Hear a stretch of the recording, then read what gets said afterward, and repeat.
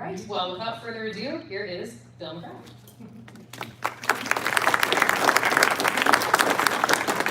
Thank you so much for coming out here Good to see tonight. you.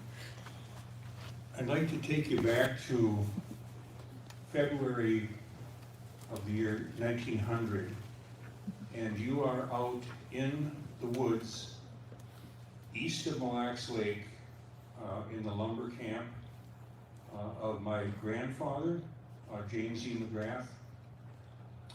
It's about 10 degrees out, and if you can just focus on your sense of smell, what you're smelling, first of all, is pine trees, cut down and not cut down. You're smelling wood smoke, you're smelling manure, plenty of oxen around and horses. You're smelling kerosene, because that's the only way that you can have any light in any of these buildings, bunkhouses and dining halls and everything else. You are out in the woods, you are very isolated there. You are working in the lumber camp of my grandfather. Actually, he had about 15 different camps at one time around the year 1900. So,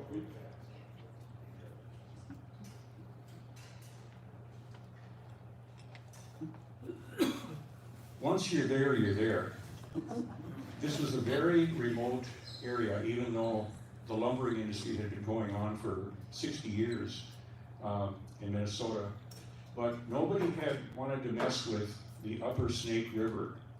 And that was a very great area for white pines. They were still there. They were 3 feet in diameter, 150 feet tall, and worth a lot of money.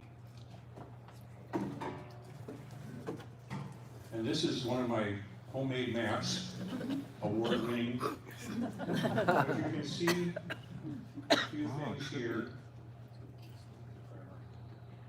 Stillwater, the boom site, Taylor's Falls, up to the Snake River, coming up to this area that we're talking about, Aiken County. You'll notice that there is a railroad, the Northern Pacific, and that was really about the main way to get up to the lumber camps. So you would be a 20-year-old guy, single, and you're basically a farmer. And you're one of the kids in a farm over by Woodbury, what is now Woodbury. And so all year round you're dealing with the cows and the crops. But right around Thanksgiving, there's not a lot of farming for you to do. You're the oldest son in the family, and you can go up and get a good job, a good paying job, up in the lumber camps. So you would take the Northern Pacific train up here to Willow River. Now there was a road, but it wasn't much of a road. That's about where 35 goes now. And when you got here, if you wanted to get over to the McGrath lumber camps, you would walk along this road that went right through the woods, and you would be stuck there for the rest of the winter. You'd be there for 4 months. You'd be paid $2 a day, which in today's money would be about $65 a day. Now that doesn't sound like much money, but there aren't a lot of other ways for you to be making money in the winter. You're a farmer most of the year. There's no place to spend money in a lumber camp. And you can't leave. You're there. You don't leave on weekends. You don't, go to a restaurant or something. There's no telephone. There's no telegraph even. So you are going to have to come in on what they call a tote road, which was made through the woods from Willow River going towards Mille Lacs Lake in the southern part of Aiken County. This is you right here, and you had to go to the bathroom for about 2 hours. But this is the only way to get there. 7 hours of walking. And this is how all the supplies came in and all the supplies went out. Now, in order to get these white pine logs down to the mills in Stillwater, you had to use the Snake River. The Snake River is about as wide as this room in most places, especially the upper reaches of it, and it's about 2 feet deep, okay? So we're gonna get to how did he do this, how did he get these logs down, because that's why nobody else had wanted to mess with the upper Snake River. They couldn't get the logs out of there. There had been a lot of lumbering east or west of there, going on the Rum River, going down the Mississippi River, but it wasn't feasible to get this pine from east of Mille Lacs Lake down to the sawmills in either Stillwater or Minneapolis. So you're on the tote road, and your job is gonna be, at night, you and some other guys are gonna go out and ice these trails. They cannot move this much lumber unless they have good ice on these tracks. And sometimes these loads would have to get hauled 12 miles to get to the Snake River. So it was a very important job, and it had to be done at night because the lumberjacks were using the roads all the rest of the time. My grandfather was a timber cruiser, and so his knack was to go out to a piece of land and figure out whether he could make money off it. That's what timber cruisers did, and then they would get to know the area and the best way to run these lumber roads through the woods.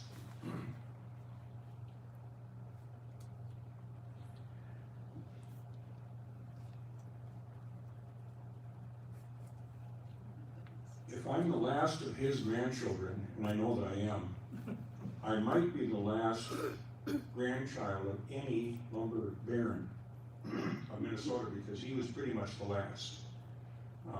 You know, Santry and Staples and all those kind of guys in Stillwater had come and gone. But nobody had wanted to mess with this one river, and so he made a lot of money in Aiken County. And where did he come from? His father grew up in this county, which is just south of Dublin in Ireland. And in 1853, as a young man, that guy came over from Ireland and he ended up in northeastern Pennsylvania. And he was kind of a businessman. I don't think he was wealthy, but he started a cannery and he started a sawmill in northeastern Pennsylvania and raised his family there. He married a woman from Philadelphia. And his business was going pretty well. They kept it going for about 18 years, but he took on a business partner who was a crook. And the business partner somehow finagled the ownership of these businesses into his own name, and then he set fire to it. And so my grandfather, or my great-grandfather, the guy from Ireland, lost a lot of money. And by then he had several children, including my grandfather. So they came from northeastern Pennsylvania to Stillwater, and they arrived here in 1878. So this fire that I just mentioned was the first of 4 fires that we're going to talk about. And this is the reason that they came here. Now, most of the lumber guys around, especially the St. Croix River, were from New England, and they were WASPs, basically. They were white Anglo-Saxon Protestant. This guy was Catholic, Irish Catholic, and didn't really start out with much money. But they got here, and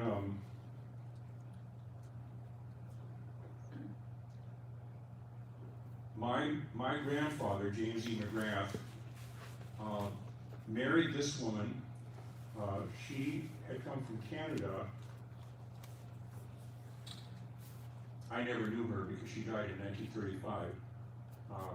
But supposedly she had red hair, kind of a wicked sense of humor, raised 6 children, and she did this while her husband was pretty much up north in the lumber camps all the time. So half the year, I don't even know how much they saw each other, because it was this rigorous thing of going on that tote road, getting on that Northern Pacific train to St. Paul, and over to Stillwater. You wouldn't do that casually. So she must have been quite a woman to pull it off.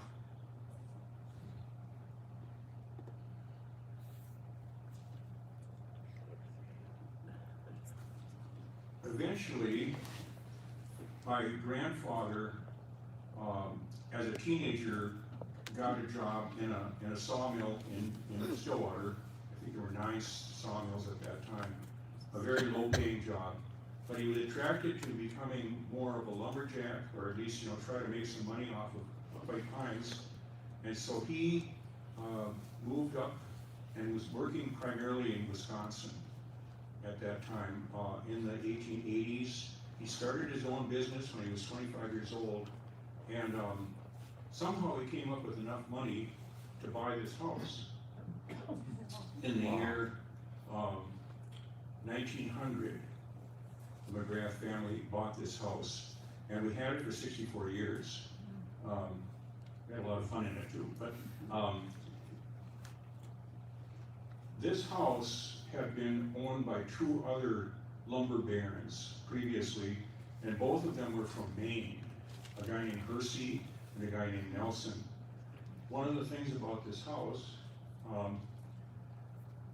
in 1895, the son of the vice president of the United States was married in the house. Now, he was not vice president anymore. It was Schuyler Colfax, who had been vice president under Ulysses S. Grant. And there's a kind of a big description of what that wedding was like. It was very fancy, and a lot of the high society would come to it. Now, that was before our family got the house. Another picture of the house here. And if you ever are wondering how to find this house, just go to the old courthouse, and you're looking right at it. It's almost like across the street from there. So it was a wonderful neighborhood to grow up. Now, what was it like inside? 5 fireplaces, and my brother Jim and I think my other brother Mike were involved in a basketball game in this room, and one of these tiles got cracked, and we were trying to think of some way to blame it on our sister.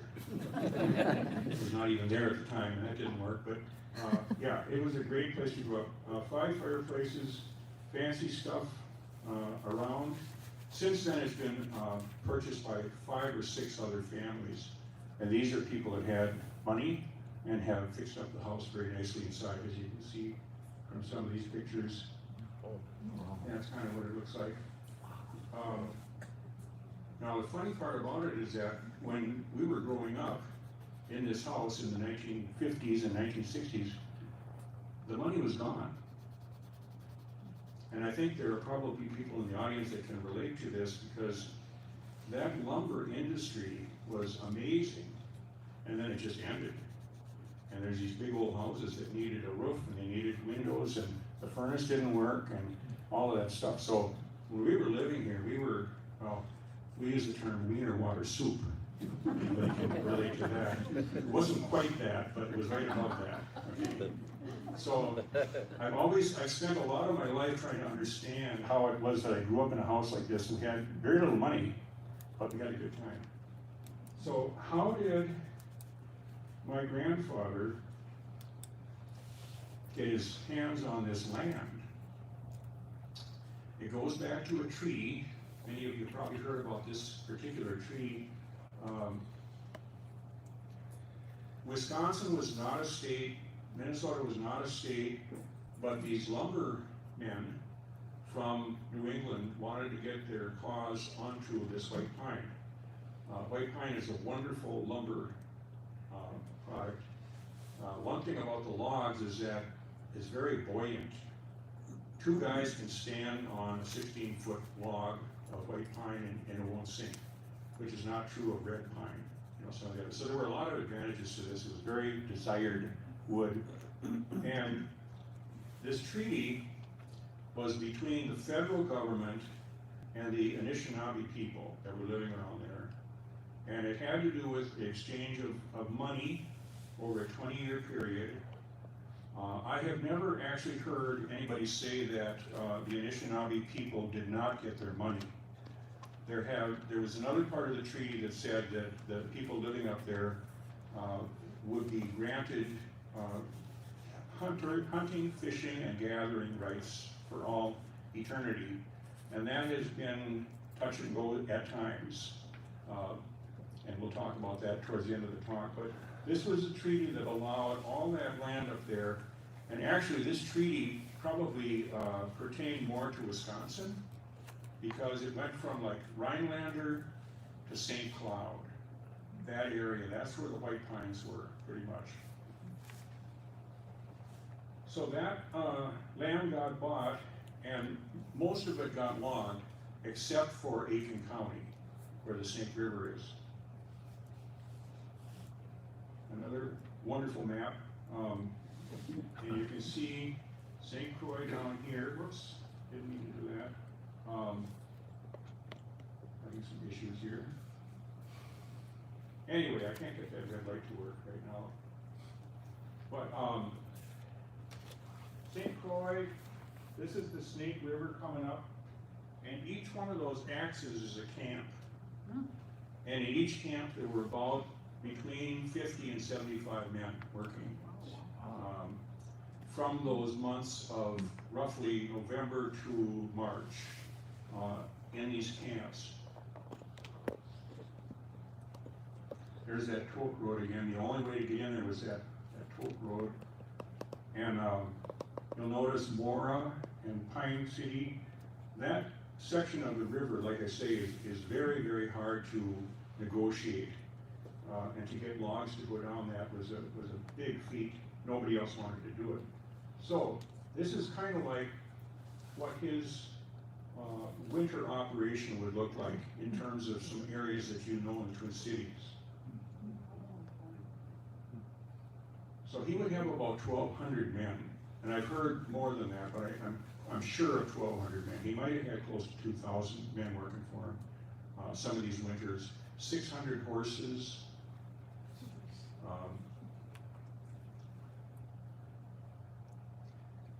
This would be the crew, typical scene in the winter. And if I can get the red light to work here. Yeah, there he is. Now, so who were these guys up here? This guy here looks like a Swede to me. And this guy's clearly an Irishman. Look how he's standing there. And this would be what we might call, the word is métis, which would be a blend of white people and the native people, métis, French Canadian type influence. That's mostly who worked for my grandfather.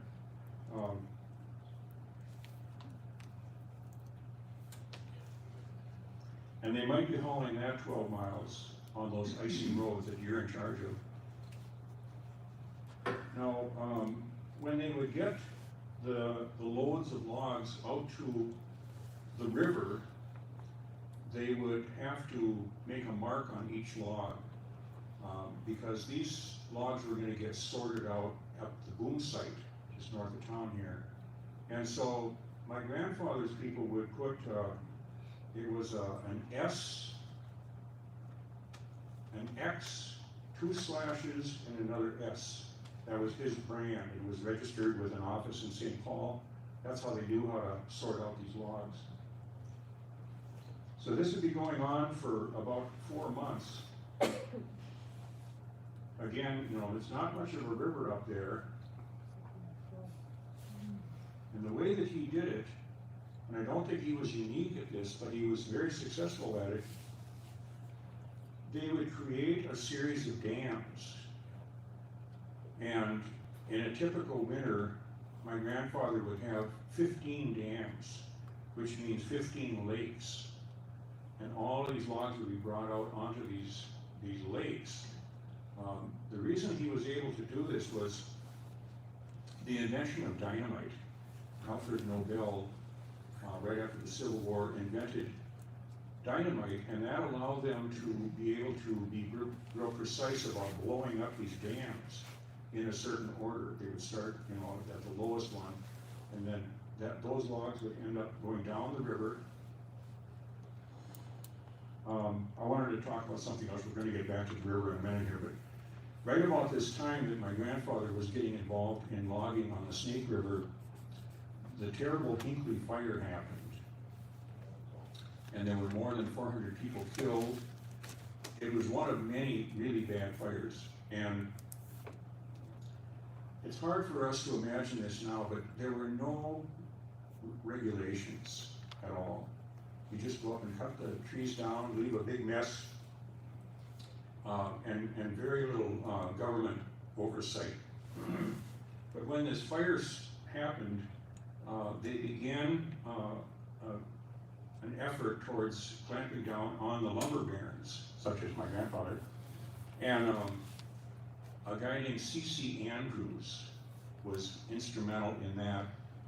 He was a general in the Civil War, and he had gone over to study forestry, of all things, in Sweden, and saw how they were taking care of the forests over there, and came back, and he had quite a fight with the state legislature to try to get some restrictions, mostly in the control of fires.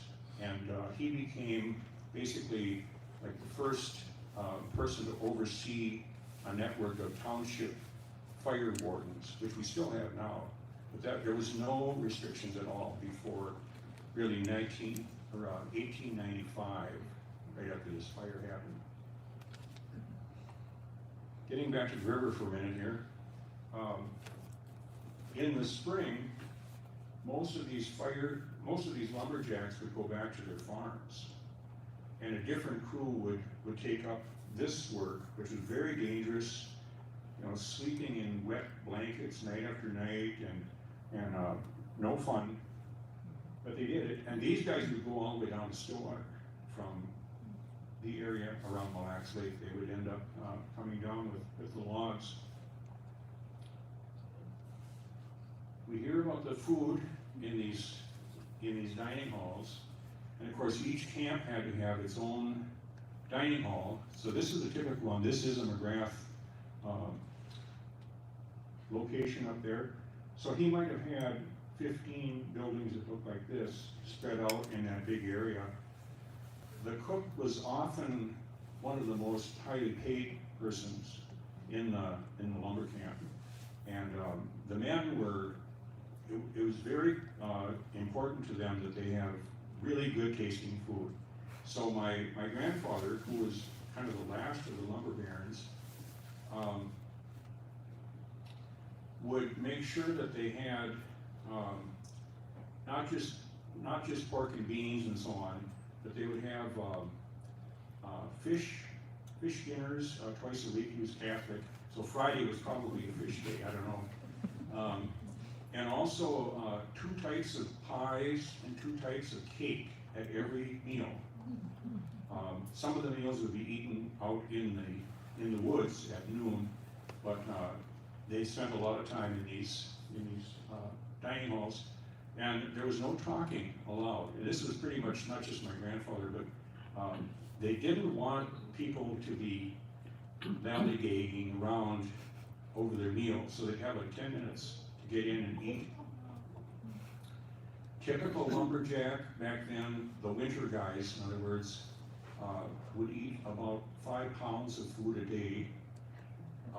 In a lumber dining hall like this with 75 men, they would usually have to cook about 500 pancakes for breakfast. So it was a very stressful job to be managing all that food. They say that some of the lumberjacks were probably burning up about 9,000 calories a day. Whereas, what do we do? About 1,000 a day or something? Not even that, maybe, I don't know. So, it was not easy work, but these guys were 20 years old. It was one of the best days for them to have a part-time job, and that's the lumber. Now, they had to get food to these people as they went down the river. And what these guys here are carrying around, you can see that there, and here's another one. The tamarack tree grows in such a way that they have roots that are shaped like that. The tamarack is not real valuable otherwise, but it was a great way to lay the keel of boats that would float down the river and present some kind of a boat like that. And in the boat, called a wanigan, there would be a cast iron wood stove that would use coal as fuel to feed these guys as they're going down the river. So that right there would have a stove in it and food and probably nothing else. And they would have to move this thing around dams. It was very rigorous. This is probably the lowest part of the Snake River, this picture here, because most of it is not even that wide. Now, a big change happened for my grandfather, and it had to do with the fact that the railroads back then were very unpopular among almost everybody, because the farmers resented having to pay these high freight rates, and if you were trying to sell lumber, you'd have to use the railroads pretty much, once they were put into dimension lumber.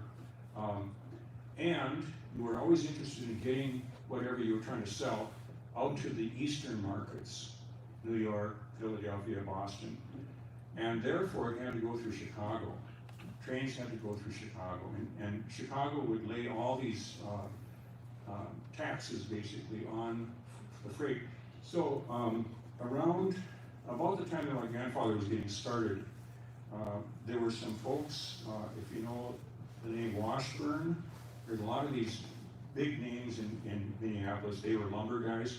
Washburn not only was in lumber, but he helped start a railroad called the Sioux Line.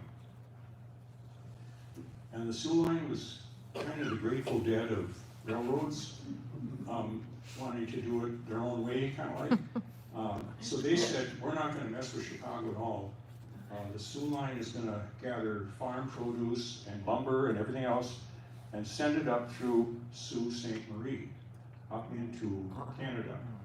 And then it would go through Canada, the railroad would go through Canada and come back down into New York State, and therefore you'd have a good way to market your products through the Sioux Line. Anyway, my grandfather, who had been making money off of sending the logs down the Snake River, all of a sudden had this other option, because the Sioux Line Railroad decided to send some tracks right through southern Aiken County, going up to Superior and up to into Canada. So he gave money to start this town, which still exists, McGrath, Minnesota, very small, whoops. And well, this is what it looked like when they got the railroad going. That says McGrath, if you can read it on the depot there. So you weren't quite as isolated. The railroad now could come up that same way the Northern Pacific could come up from St. Paul going to Duluth, Superior, but also it could turn and go through the Sioux Line south of Mille Lacs Lake. And that was a great way for my grandfather to sell his products.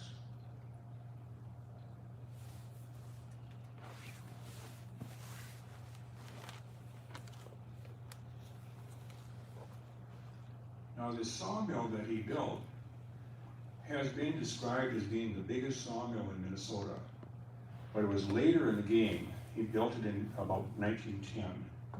And here is somebody did just a drawing of part of it. It was quite large.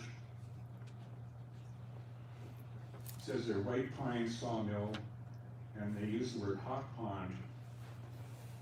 What a hot pond was just water that they collected, and then they had a way of heating it from the furnaces in these sawmills, and they could heat the water and thaw out the logs so they'd continue making lumber out of logs even in the winter.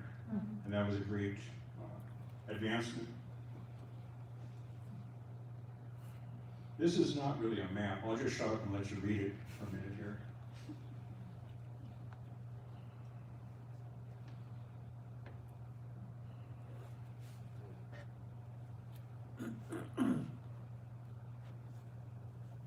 So for the first time, you had something in the lumber camps that you've never had before, women.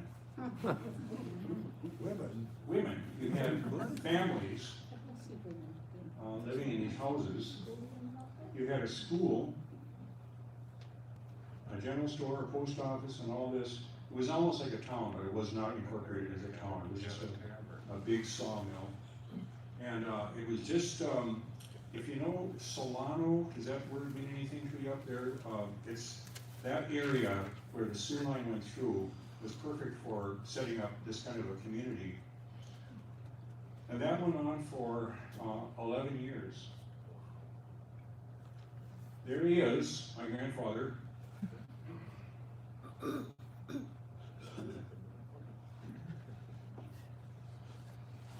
And he died before I was born. So I've heard some things about what kind of a guy he was. He was a workaholic.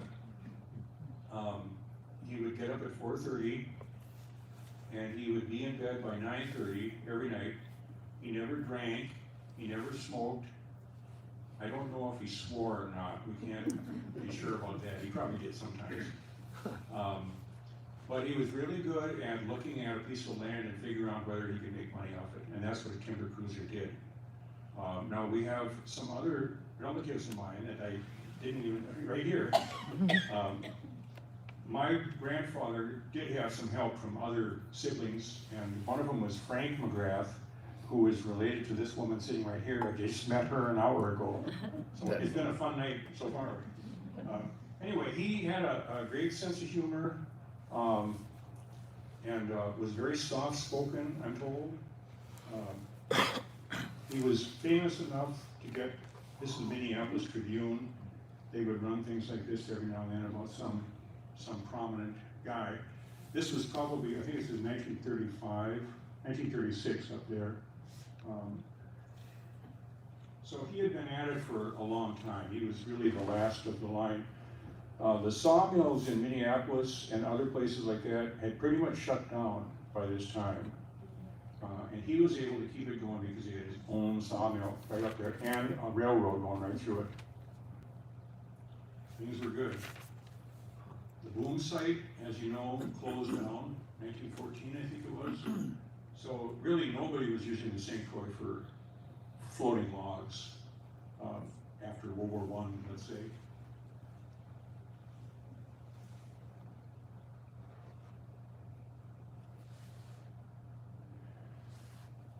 The houses in Stillwater and the houses where I live in Northfield, and old houses, if they were built before World War I, are mostly white pine.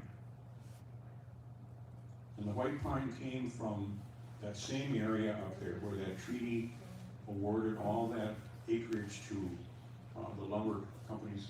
So I took this picture in my basement down there. We got an old house in Northfield, and that's white pine. Most buildings were made from this, and I have another award-winning drawing here. Aren't you glad you came? What's just happened?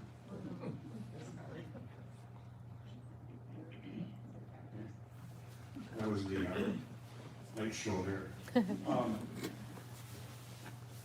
What this is supposed to illustrate is that the pines that were up in northern Minnesota and northern Wisconsin pretty much got taken down 3 rivers: Mississippi, St. Croix, and the Chippewa. And that lumber ended up going through all these states. It went to some other places too, but almost all of the houses and barns, wooden fences, sidewalks were all wooden back in the 1800s. So this white pine was going all over the place. And up here, if I can get this thing to work, the St. Croix would be this lumber, and it would end up in these states as lumber, pretty much. It would get sawed up and sent by railroad. This is the Mississippi River lumber, and that would go out into these states pretty much. This would be the Wisconsin white pine, and that got into these upper Midwest areas. So what was going back up into Minnesota? Money. And that's why we have some of these illustrious names over in Minneapolis or Stillwater. They made a lot of money off of that product. The blue area is quite interesting because we think of that as being the North Shore or even the Iron Range, and there are white pines up there too. But they found it most feasible to take those white pines to Lake Superior, bundle them up into huge rafts as big as a football field, and then tow them out to New York through the 5 Great Lakes, and there were sawmills out there near Buffalo, and then they could cut that up, and again, it would end up in Boston and Philadelphia and New York and so on. So that's where all that was going. And then another fire.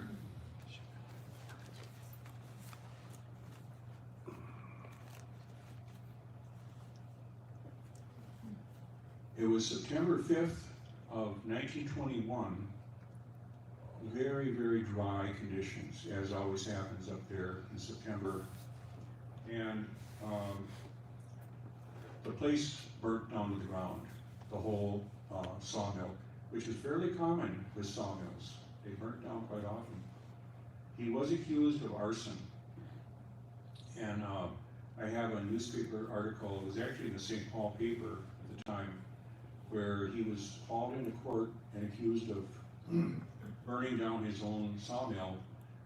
It was a forest ranger from Moose Lake that was accusing him, and it was a jury trial, and he was acquitted in about 10 minutes. Did he start the fire? We don't know. I don't think he did, but he was acquitted. So we'll get back to that a little later on.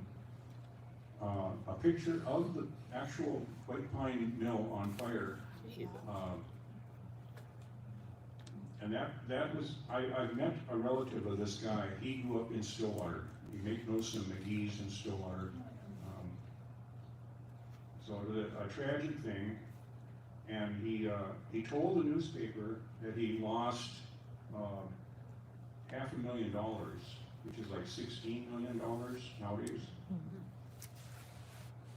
So getting back to this again, this is what it did look like. And the fire took out everything that's in red. The buildings that survived were on the north end of the sawmill. And there was a 15-year-old girl, her name was Myrtle. We have Myrtle Street in town here, so you remember her name.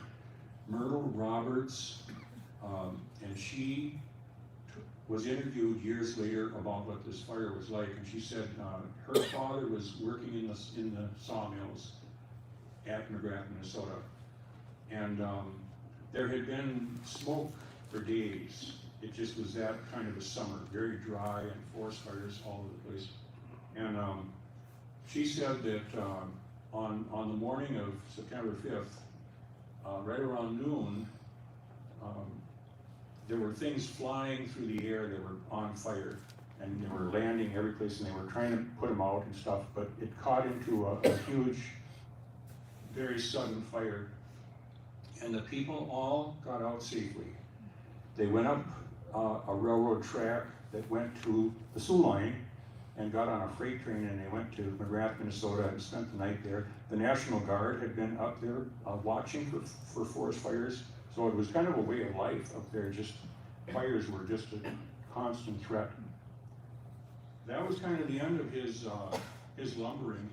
He had an office, what's called the Moore Building downtown Stillwater, and that's him in his office. I think he's probably in his 70s by this point. These are probably not nursery rhymes up here. These are probably law books or maps. So that's the kind of life he had when he wasn't up in the woods. And up in these years, he was no longer really up in the woods. But he still had the house. And he still had his wife, Emma. And they had raised 6 kids, one of them being my father. It was still a good place to live, but fire number 4, the house caught on fire. And it was middle of the day. There are some people, your mother, I think, was one of the people in the house at the time, that it was an electrical fire, and it burnt off the top part of the house. And so this is actually a painting that somebody did in the 1930s after the fire happened. That's kind of what it looks like now, pretty much, on 4th Street.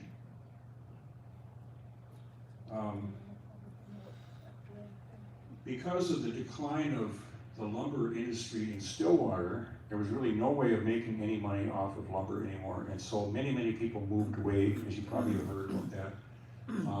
But in 1935, there were enough of these old-timers still around that had been working in the woods, and they decided to start a community celebration, Lumberjack Days. So this is really the first Lumberjack Days, and it is 1935. These are old-timers who have been up in the woods, except for this guy, and that's my father. He was about 25 years old, I think, in that picture. Now, when I was a kid, I was always hearing these stories about how we used to have money and how we don't have money, and that's too bad. But I also heard about this wonderful lake cabin that we had up near Danbury. Lake 26. And yeah, Lake 26. Who said that? I did. Oh, I want to talk to you. So we heard about this lake cabin, and we no longer had it. And I never knew exactly why we no longer had this. We just thought, well, we couldn't afford it anymore. But what actually happened was that my grandfather, in his later years, probably in his 70s, had false teeth. And one day, somehow, he lost his false teeth, and he didn't have any money. He had money earlier, but he did not have enough money for teeth. So he gave the cabin to Dr. Kalinov. Does anybody remember that name? Yeah, Dr. Kalinov, the dentist. So that's where the lake cabin went. Probably worth it. Here he is, with 3 of his children. That's my dad with the hat. And this picture was probably taken about 1937, something like that. And they are in front of the house.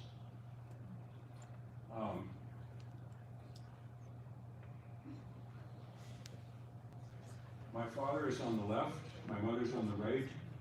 He was the youngest in that family, I'm the youngest in his family. And they got married in 1942, and he went off to World War II, landed 2 days after D-Day, came back, and the house was still in our family. But it needed a roof, it needed a furnace, it needed windows, it needed all kinds of things. And so, yeah, great.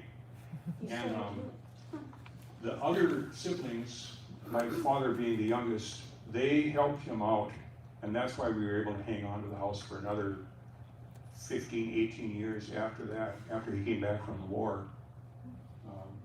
And they raised 4 kids in that house. That's pretty much what it looks like now, and that's myself there on the left, and my brother Jim, who's back here. Yep. This was just a couple years ago. Now, you all came here to find out, where did the money go? Raise your hand. Yep. And I'm here to tell you that I think we have the answer to that.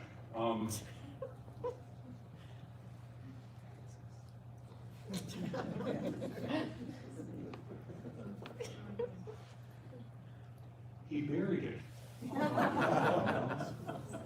And I I've got these maps. $10. Lock the door. $10. They're guaranteed to cost $10. So see me afterwards. That's one explanation as to where our money went. We'll forget that explanation for now. Some more realistic ones, the pines were pretty much gone. So nobody could really make much more money. And you'll notice that, you know, you don't see Santries around anymore here. You don't see Staples around. You don't see Hersey. You don't see Nelson. Most people made their money and they moved out to do the Douglas firs out west or something. They did something else. So the pines were pretty much gone. The regulations, because of that guy I was telling you about, the C.C. Andrews, who they were trying to regulate the industry, and it made it more expensive to cut down trees and make money on it. Income tax would have taken some of his money. They believed in education big time, and so I think all 6 of his kids did go to college. I don't think they all graduated, but they all went to college for a while. So some of the money went to that. The fire we talked about really set him back, and it was the timing was bad too. Probably lost money. He was a Republican, I'm told, so he probably had money in the stock market.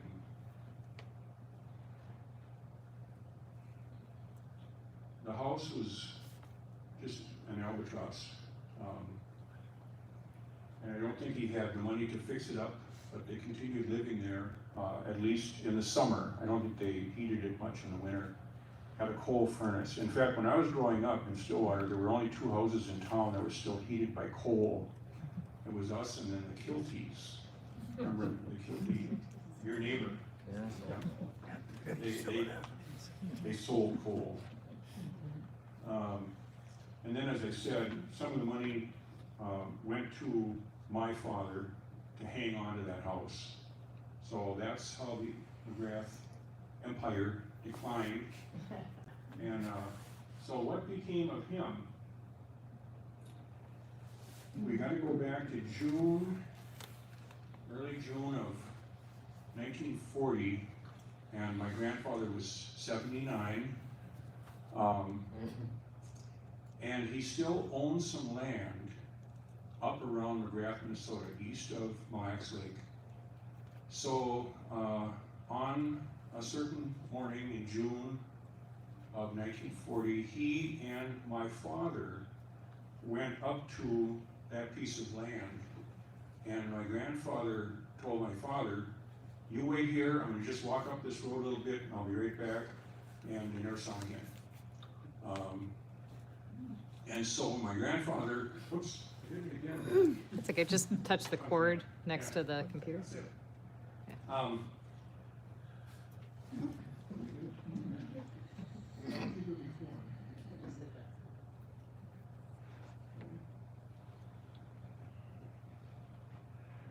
Sorry. Technical difficulty. Yeah, I keep hitting something. That's down okay. here. Yeah. Okay. Kicks the plug out for it. So, my father looked for his father, could not find him, and they began this huge search. They had National Guard, they had bloodhounds from La Crosse and bloodhounds from New Ulm and airplanes, and the CCC was out looking for him. Hundreds and hundreds of people were looking for my grandfather, and they looked for 12 days. Very, very hot weather, thick underbrush, and finally the governor called off the search because the National Guard had been involved, and so nobody was looking then for a few days, and then one of the National Guard units asked if they could look in an area that nobody had possibly imagined that he could be, and there he was. Leaning against a tree, probably a heart attack, 78, age 79. The St. Paul paper said that lying next to him on the ground was his compass. and the article said the compass was not in working order. So we don't know if he got lost because the compass stopped working, or he died and the compass fell down and broke. I don't know, doesn't matter, but, so that's what happened to my grandfather. Just a couple of things. These days we're concerned about the Native Americans and so on, and as I understand it, you know, even though the Dakota people really got taken pretty badly by our government, I think that the Ojibwe up there, they probably did get the money that was promised to them. They ran into problems later on more with the state government, and that had to do with walleyes in Mille Lacs Lake and so on. So anyway, I don't think my grandfather was preventing them from hunting or fishing or gathering. I don't think it was that kind of a terrain. Did he lobby against the establishment of these township fire marshals? Remember, the fire marshals was kind of like the first effort at reining in the lumber barons. It had to do with the Hinckley fire. And I know that there were lumber guys, big lumber guys that were, you know, making it miserable for any regulation. I don't know if my grandfather was involved in that or not, so I'm open to learning more about what he might have been involved with there. And then did he burn down his own sawmill? I kind of think he did not. The jury said he did not, and I don't think he had really, I've been trying to research the insurance part of it, and I've gone to the state in St. Paul, and they say the only way I could answer that question would be to look through lots and lots of legal documents and newspaper articles and stuff. So I don't know if he was insured or not insured enough or what, but he said he lost the equivalent of $16 million in today's. So some people have something to remember their ancestors by, and I have this. His watch. And that's my talk, and that's a lesson I've learned from it. And we're going to open it up to comments from you guys. We're going to get a microphone working back there, so give me 1 minute, please.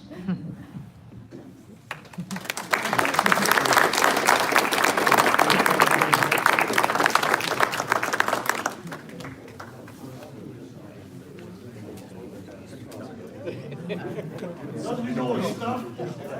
Gotta read it. Here's a microphone. Anybody in the audience would like to come up and ask a question or say a few words, you know, put it right here. It's kind of convenient, not real convenient, but. Oh, the address is 416 South 4th Street. 416. And by the way, I have my email address up there. I would love to continue this conversation on days to come, maybe having another session here and where people could talk some more. But here's a microphone. I'll go up front.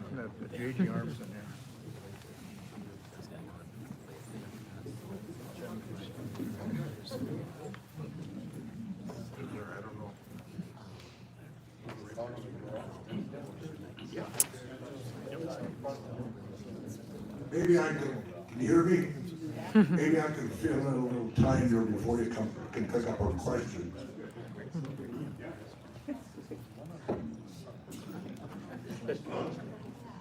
Question?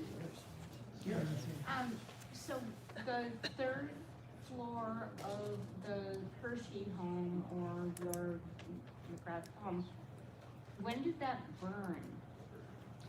Do you mind repeating the question? Yes, Bill? Thank she's you. wondering, when did that fire happen in 416? It was 1926. I think it was in the summer of 1926. I could find the exact date, but yeah. Is that answer? Was that owned by, We owned it. It was the McGrath house at that okay, time. and then it was told that there wasn't money to rebuild that, Correct, okay. correct. Yep, they didn't have the money to make it look like it used to look, so. How did they mark the lumber that would wash away in the water? They chopped it with an axe. Yep, S, X, 2 slashes and another S, I think was his brand. Somebody did that all day long. Questions? Yeah. You said the lumbermen earned $2 a day. Did that include room and board? Did they have any expenses at all? They had almost no expenses. Tobacco, socks. And how Brothels. brothels they got it done? There were no brothels at my grandfather's house. How often? That's what Holton was for. How often?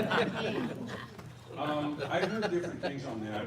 I know that some lumber companies pay them at the end of all the work. But then I've heard other people say, no, they got paid on a regular basis. And I heard that they were actually issued checks. You know, some kind of a piece of paper that they could take to the bank. So, yeah. Use that microphone if you want. Any stories are also welcome. Go ahead.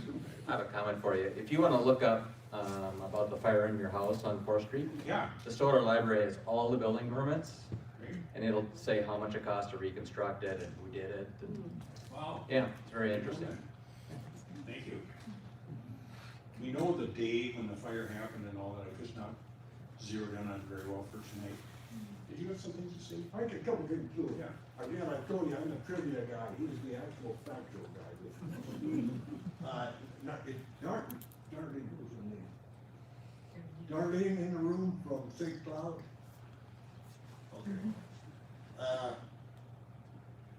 March of 2008, I got a phone call, somehow she got a call with me, James McGrath put the name together, she was our liaison representing the town of McGrath.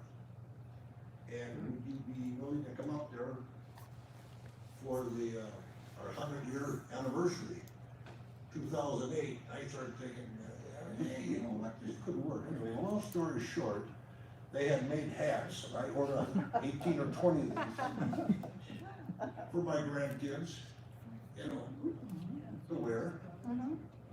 And we went up there and it was a hoot. We were hay wagons, the whole thing. And my grandson Joel, who was down out of college and working, was about 10 years old at the time. And he wanted to do a little speaking. And he said, Grandpa, can you own this town? Right on Highway 65 at that time, there was a sign, I think population 72. Now it's probably 20. Yeah. But I said, Joe, for an hour, I think we do own it. But anyway, they presented us with the key to the city. It wasn't the key that fell, don't worry. That's a railroad bed. You thought that was a pretty big deal. I don't want to do it fun time. I have a couple thoughts here, but, those that drove a team of horses were called teamsters. They usually sat on the logs, overlaying down here with the horses, or they could be walking alongside of them. And that translated into truck drivers today, teamsters. Teamsters union. Wow.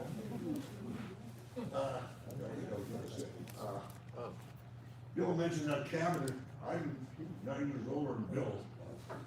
Bill mentioned that cabin as a 5-year-old, maybe a 7-year-old. I went with my dad in his new 48 Chevy up to Lake 26.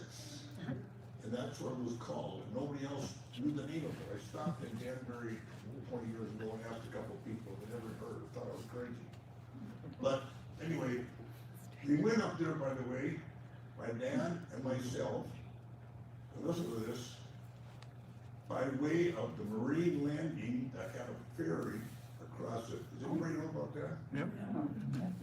One in a car, a table taking across the river, motorized somehow, one car at a time, 48 Chevy, and it stopped and he went up the hill and he ended up someplace north of Somerset, about East Farmington, Wisconsin. He came out there on 35 and we went up there. Anyway, yes, it was a rustic cabin, real logs, It had something on the wall and it wasn't sheet rock, I can't remember, there was some kind of thing there, but it was like 3 rooms, a big place.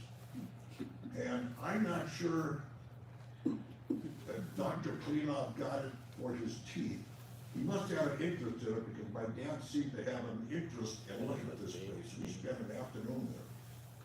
My dad, myself. And anyway, it was east of Danbury, northeast of Danbury, someplace. I couldn't tell you, I couldn't take it to today. There, in fact, it was a pretty sizable cabin for the time. I'm gonna get the other thing. I just got a couple of things I wanted to share with you.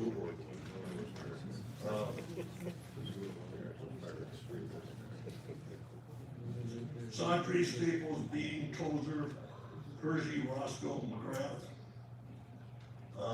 The Boos are here, I think Jim and Tracy. No. Jim and Tracy Boo are the current, the 6th family, I believe, to be in 416. Since we left. Since we left. Yeah. Yeah, well, no, well, not many since we left. Roscoe, yeah, Roscoe, Hershey, and Nelson. Stices were in there. Stice were in there, McGrath, okay, maybe probably, a number of people, but in a very costly place to maintain. We were there by default. My Uncle Herb, who's kind of the patriarch of the family and had the money, thought that when my dad got back in World War II, you have 2 twins, they gotta live someplace. Why don't you go back to the old place in Stillwater? Well, it was more than an old place, it was an undertaking. I can remember that, it was a wonderful place to grow up as kids. Bill is really a fact man on all those things, but a couple of things that came up, and Bill gave me a lot of this information. I think my grandfather was a kind of benevolent guy. He was an all-around caring guy. Not that he didn't have some vices, we don't know what they are, he probably did. For example, he had a priest, Bill looked it up, Father Register visited the McGrath lumber camps frequently on horseback. You saw the locations of those, can you imagine this? On a horse. He also had a physician, Dr. Withrow, who was stationed in the camps, who also made a circuit. Horses and buggies, how does you get around? I found that was kind of interesting. A couple other things. What is now, Water Street Inn, Charlie's Pub, is actually, and still stenciled on the top of it, if you notice, the Farmer Exchange Building is the name of that building.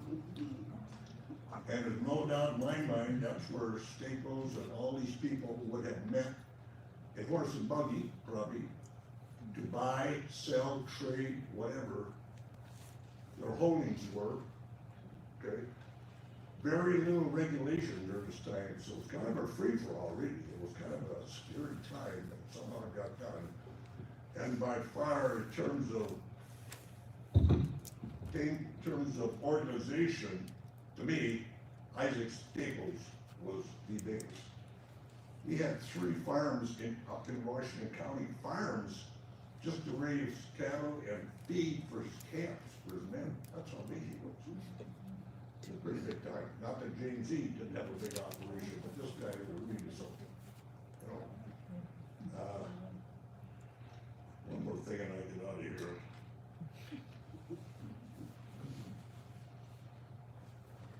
Oh, I was gonna say, there was some reference, I can't find it again, I read it.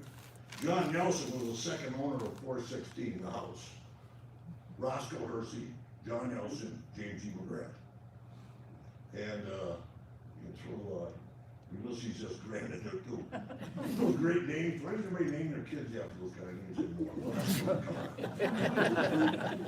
But there was, I read it someplace, there was a lumberman named Nelson, commonly referred to as, get this, Socrates. Now, I don't know, I never read it again, I never had to confirm, this guy was John Nelson, of course, but I wonder if he wasn't Terry being called Socrates, let's go to work for Saki, you know, I don't know. That's the way things were back there. Can I say something about Lake 26? Yes, It's still there. it is still there. Yeah, because when we went to Diamond Lake in Minneapolis, guess where their summer camp is? On Lake 26. It's still called Lake In Danbury. 26. I just looked it up. Good, thank you. Yeah. That's good to know. How far out of Danbury is it, do you remember? I can't remember how long it took us to get Take Lake 26 Road right down to it. there. Yeah, 186 acres. I'm curious. Yeah, just look up My Rupert mother Park. was Rupert James's Park Camp, granddaughter. Danbury, Wisconsin. Danbury, It's Wisconsin. on So- Lake He's my 26. great Yeah, grandfather. okay, okay. One more thing I'm gonna read this quick. This really caught my eye and, I thought it was worth printing out and reading to the group. Here we are. Again, I think in terms of everything, My first cousin. Isaac Staples Field of the North Hill donated. I think he was the biggest operation in terms of money layout and maybe not troops or lumbermen. By the way, some of those lumber workers, farm kids were young as 14 years old. Not a lot of them, but some of them, they probably worked in the kitchen and did somewhat menial stuff. I was up here to tell you. Oh, anyway, but the big money after 1914, when the boom closed, that was a big deal. That was a big deal. Now the Mississippi had to be somehow utilized. It already was being from Minneapolis. But the guy with the really, really, really big money was Fred Weyerhaeuser. And he probably didn't know a crosscut saw from an axe. But he didn't have to know. He was an organizer, a driven money man from New York, from Maine, like a lot of them were. But let me just read it quickly with a little write-up on it. Bear with me. They all look the same back then, gray beard. Frederick Weyerhaeuser, born 1921, 1834, so on and so forth, died April 4th, 1914 in Pasadena, California. That was kind of a key year, that 1914, that's when the boom closed. Coincidence? Maybe. Getting World War I. Listen to this. Water wheel for greenhouse. He was an immigrant who left Germany when he was 18, like a lot of these young guys came. They came here relatively young, these lumbermen, you know, they weren't 47 years old when they arrived here from Maine or Pennsylvania, for the most part. Weyerhaeuser started in lumber business as a sawmill worker in Rock Island, Illinois. After the business failed with the panic of 1857, he decided to buy it. In 1960, he took as a partner Frederick C.A. Deckman, blah, blah, blah, blah. When his partner ran the mill, Weyerhaeuser traveled throughout Wisconsin, Minnesota, buying stands of timber. He also began acquiring an interest, often a controlling interest, in many logging and milling operations. In 1872, he organized the Mississippi River Boom and Logging Company, a huge confederation that handled all the logs milled on the Mississippi. That's a big deal. From Minneapolis on the Mississippi, all the way down to St. Louis and place beyond. In 1891, Weyerhaeuser moved to St. Paul, Minnesota, where he had his next door neighbor, guess who? Railroad tycoon James J. Hill, like this. He made one of the biggest land deals in U.S. history. In 1900, he bought from Hill 900,000 acres of timberland in the Pacific Northwest for $6 an acre, thus founding the Weyerhaeuser Timber Company in Tacoma, Washington. I've been through there. During his lifetime, the company purchased almost 2 million acres of land in the Northwest at an average cost of $8 an acre. In addition, Weyerhaeuser Syndicate managed his own interests and partnerships in both timberland and sawmills in other parts of the country. Weyerhaeuser never changed the name of her firms that he controlled, but he was president of 16 lumber companies, a large shareholder in many others. Of the 30 mills in which he had an interest was Potlatch, Idaho, which later would become Potlatch Corporation, He also owned part of what's now Boise Cascade operation.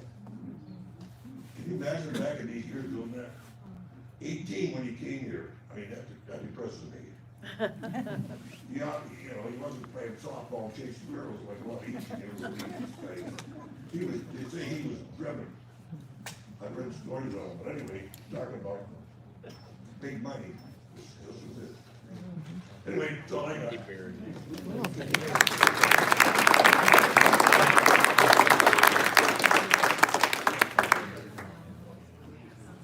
Well, thank you all so very much for coming. Remember, there's books for purchase on the back table there. And if you want to see that, key up a little bit closer and a couple other photos. Remember the mask. Yeah. He's still masking. Non-fungibles.